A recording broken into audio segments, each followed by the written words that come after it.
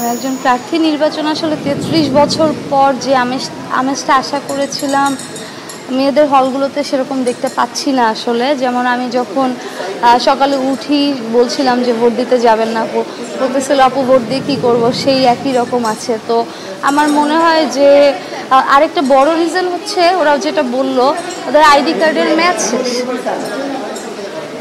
আরেকটা বড় রিজন হচ্ছে আইডি কার্ডের ম্যাচ শেষ, সেটার জন্য আবার প্রত্যয়নপত্র লাগবে। সেখান থেকে প্রত্যয়নপত্র তুলতে গেলে একটা টাকা দিতে হবে। তারপরে হচ্ছে আইডি কার্ড চেঞ্জ করতে হলে 2-3 দিন লাইব্রেরিতে দৌড়াদৌড়ি। এই যে প্রশাসন যে ভোটদানকে কঠিন করে রেখেছে, সেই জন্য আমার মনে হয় যে নির্বাচনী যে আমেজটা আমরা আশা করেছিলাম সেরকম হচ্ছে না। তবে আমি সবাইকে অনুরোধ করব, 33 বছর জাকসু হতে যাচ্ছে, আপনারা আপনাদের ডেমোক্রেটিক রাইটটা চর্চা করুন, ভোট দিতে আসুন, যাকে খুশি তাকে ভোট দিন, কিন্তু আপনাদের ডেমোক্রেটিক রাইটটা নষ্ট করবেন না। আচরণবিধি লঙ্ঘন এমন কোনো কিছু দেখেছেন কিনা? আচরণবিধি লঙ্ঘন এখন পর্যন্ত চোখে পড়েনি। এখনও আমরা সবগুলো কেন্দ্র পরিদর্শন করা শেষ হয়নি, মাত্র তো ভোটটা দিলাম। তবে নির্বাচনের আগে তো আমরা আচরণবিধি লঙ্ঘনের অনেক নমুনা দেখেছি। তো সেক্ষেত্রে আশা করব আজকে এরকম কিছু যেন না হয়, অ্যান্ড হলে প্রশাসন কি স্টেপ নিবে সেটা প্রশাসনের ভাবা উচিত।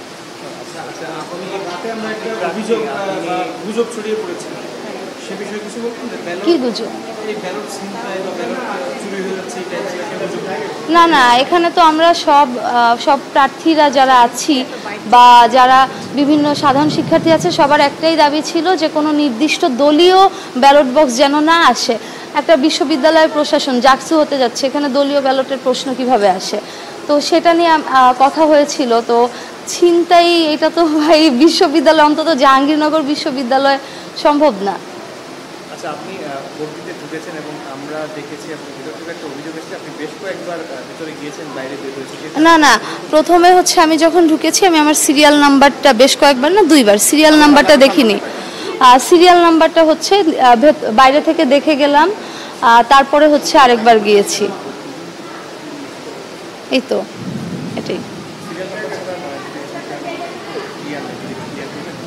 আমাদের সিরিয়াল নাম্বারটা বাইরে লিস্ট দেওয়া আছে, তো ওইটা হচ্ছে দেখতে ভুলে গিয়েছিলাম যখন। এই তো ভাই আপনারা সাংবাদিকরাই তো বলতেছিলেন আপু আসেন আসেন, তারপর গেলাম। তারপর সিরিয়াল নাম্বারটা যখন দেখিনি তখন বাইরে আরেকবার এসে সিরিয়াল নাম্বারটা দেখে গিয়েছি। আর ভোট কেন্দ্রে কিন্তু বেশ কয়েকবার না, ওখানে জাস্ট এই রুমের ভেতরেই হচ্ছে 2বার গেলাম। এই তো প্রত্যাশা অনুযায়ী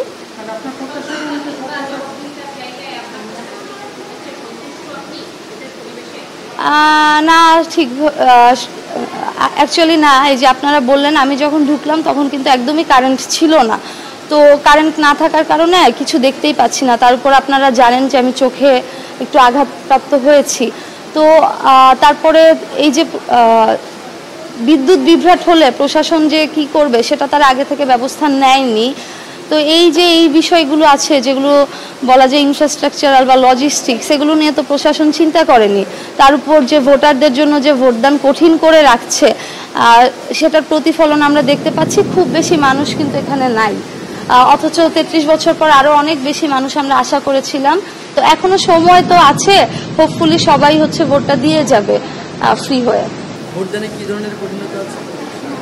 একটু বললাম, জটিলতা হচ্ছে প্রথমত প্রার্থীদের যারা ভোটার লিস্টে নাম আসার পরেও তাদের দেখা যাচ্ছে যে আইডি কার্ডটা রিনিউ করতে হচ্ছে। আপনারা জানেন যে আমাদের সেশন জ্যামের কারণে আইডি কার্ডের মেয়াদ শেষ হয়ে যায়, কিন্তু আমাদের স্টুডেন্টশিপ কিন্তু থাকে। তো সেক্ষেত্রে যার যেরকম আইডি কার্ড আছে সেটা যদি হচ্ছে ওইভাবেই ভেরিফাই করা তো খুব টাফ কিছু না। তারপরেও একজন শিক্ষার্থী তিনি ভোট দিবেন, এটা কিন্তু তার গণতান্ত্রিক রাইট, তিনি চর্চা করবেন। সেটার জন্য যদি 3-4 দিন দৌড়াদৌড়ি করা লাগে, তিনি কিন্তু ভোটদানে আগ্রহটা হারায় ফেলেন।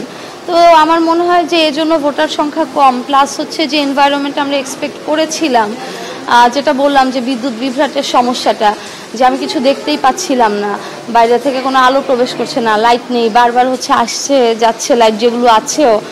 তো এইগুলো তো আসলে প্রশাসনের দেখা উচিত। এত বড় একটা উৎসব হচ্ছে আমাদের ক্যাম্পাসে, তো আশা করেছিলাম প্রশাসন আরও বেটারভাবে এগুলো হ্যান্ডেল করবে। ইশতেহার তো অনেকদিন আগে হয়েছে, এই সময়ের মধ্যে কি আইডি কার্ড রিনিউ করার সুযোগ ছিল? আইডি কার্ড রিনিউয়ের সুযোগ ছিল, কিন্তু আপনাদের বুঝতে হবে একজন ভোটার তিনি মানে এই আইডি কার্ড যে মেয়াদ শেষ হয়ে গিয়েছে এটা কিন্তু তার কোনো দায়বদ্ধতা এখানে নাই। কারণ আমাদের যে অনার্সের আইডি কার্ডটা দেয় বা মাস্টার্সের আইডি কার্ডটা দেয় সেটা তো আমাদের পুরো অনার্স জুড়েই থাকার কথা। তাহলে প্রশাসন কেন অনার্স আইডি কার্ড শেষ হয়ে যায় অনার্স শেষ করতে পারে না? আর আমাদের মেইন উদ্দেশ্য হচ্ছে যে এরা যে ক্যাম্পাসের লিগ্যাল স্টুডেন্ট সেটা ভেরিফাই করা। এটা ভেরিফাই করার অনেক ওয়ে আছে। কেন আপনাদের এটা রিনিউ করতে এত সময় লাগাবেন? আর রিনিউ কিন্তু এখন অনলাইনে করা উচিত। আমরা যেগুলো ইশতেহারের কথা ইশতেহারে বলেছি যে সব কিছু ডিজিটাইজেশনের মাধ্যমে আওতায় আনা হবে, কিন্তু দুঃখের ব্যাপার হচ্ছে এই জাহাঙ্গীরনগরে সামান্য একটা আইডি কার্ড লাইব্রেরিতে গিয়ে যেটা প্রিন্টের জন্য অ্যাকচুয়ালি মাত্র 2 মিনিট লাগে, সেইটা আনতে গেলেও পুরো লাইব্রেরিতে আর কোনো কেউ খালি না থাকলেও আমাদের 3 দিন দৌড়াতে হয়। তারপরে হচ্ছে প্রত্যয়নপত্রের একটা ব্যাপার আছে। প্রত্যয়নপত্র আপনি হলে প্রশাসন কতক্ষণ আছে সেটার উপরে ডিপেন্ড করে। সো এটা ভোটারদের জন্য তো অনেক কঠিন একটা তো এক্ষেত্রে অনেকে অনাগ্রহী হয়েও যাচ্ছে। ধন্যবাদ।